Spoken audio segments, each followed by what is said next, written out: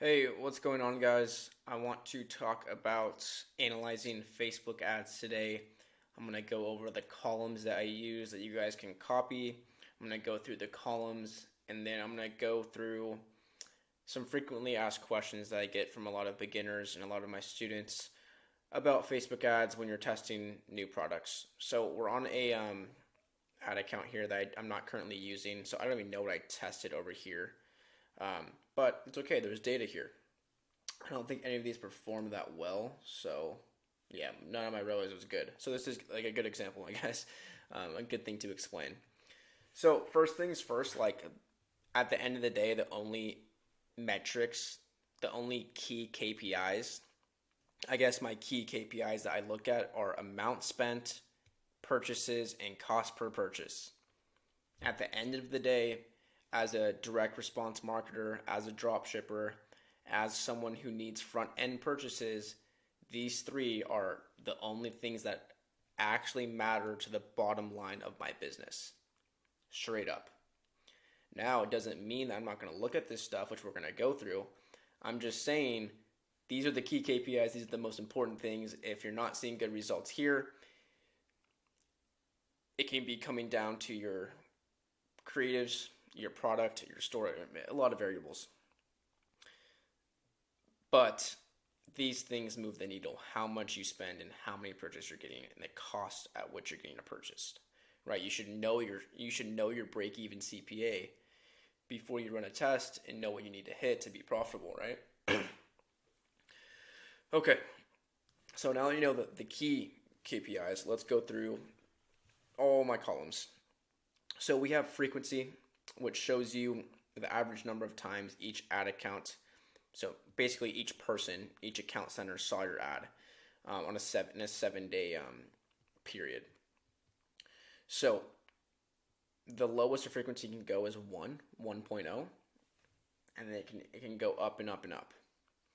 Now, if your frequency is below a 1.25, that is generally considered still top of the funnel. You're prospecting, you're getting new people to see your ads.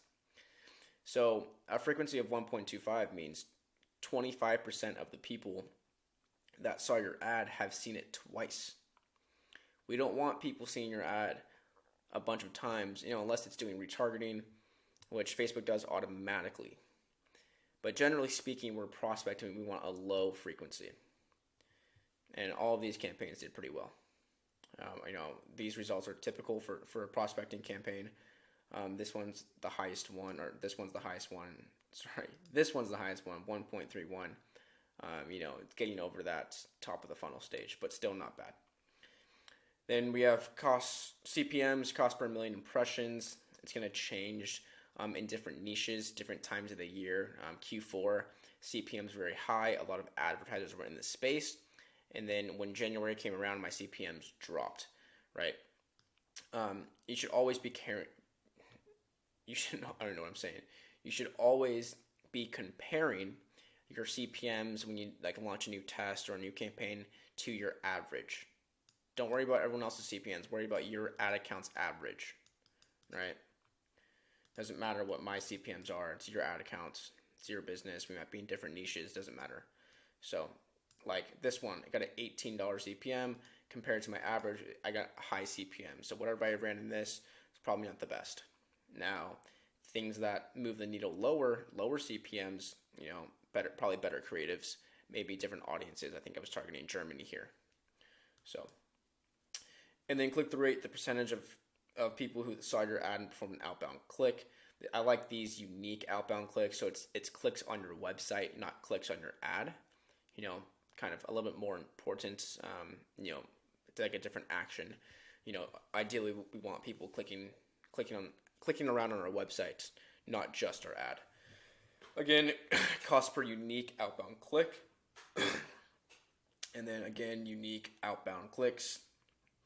And then these two are scroll, stop, and hold rate. You have to make these. So this one is 3-second video plays and divided by impressions, and this one is through plays divided by impressions. Again, you want to compare these to your average. and it's good to look at these on the ad level. And when you're testing new creatives, this is a good, besides, cost per purchase and amount spent, this is a good secondary KPI to look at for when you're ad testing is, are you getting a better scroll stop, and are you getting a longer hold rate, right? That means your ad is more engaging. Your better ads usually tend to have better hold rates, right? Not always, but usually. And then at the very end, we have purchase ROAS. ROAS doesn't really matter. I really look at cost per purchase. They go hand in hand. If you have a good cost per purchase, you're going to have a good ROAS. But at the end of the day, cost per purchase is more important than ROAS, because one customer could buy a bunch of products, and it shows that you have a really good ROAS, but really you only have like one customer, right? So, again, most important things: amount spent, purchase, and cost per purchase.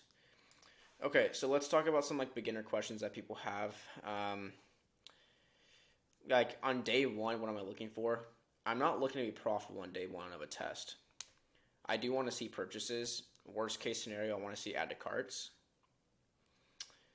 Typically, I want to see a CPC under $1 would be great, but I've seen winning creatives have, around a 1.3, maybe even a 1.5 CPC. That's okay. But if I'm seeing like a $2 CPC on day one, depending on how much you spent, that's usually not a good sign. I don't even look at data until I spent at least 50, and usually I don't even look at it until I spent at least 100. That's just me personally. I don't like to launch something and then just stare at my ad account and clicking refresh. That's not how you want to go about media buying. But yeah, I'm looking for hopefully a sale or two on the first day. Not going to be profitable. Second day, as things optimize, you should see lower CPAs. Your CPA will lower. And then what would I consider a winning test? Well, on a winning test, on like a 2 to 5 day period of running a product, you want to see a 3+ ROAS, and you're hitting anywhere between 20 and 30% plus net margin. Keep track of your profit loss. You guys can use an app, or you guys can do it manually, like through an Excel sheet or on paper. For all I care, doesn't really matter. So you want to be seeing your CPA lowering as the days go on. You want to have a 3+ ROAS by day 2 to 5 in between your testing phase, and then you want to be between 20 and 30% net margin. Now, let's see what else we can talk about. If you use 100, I've seen this work as well too. If you test with $100 CBO and you're getting sales but it's not profitable, lower your spend to 50, and then let it run for another 2 to 3 days, and then slowly start increasing it from 50. I've seen that help test campaigns as well, and you can apply that to from doing a $300 test to doing a $100 test. That can also help. But yeah, guys, that's pretty much it. Go ahead and copy these columns. They're very useful for me, and I think you guys can take advantage of using them as well.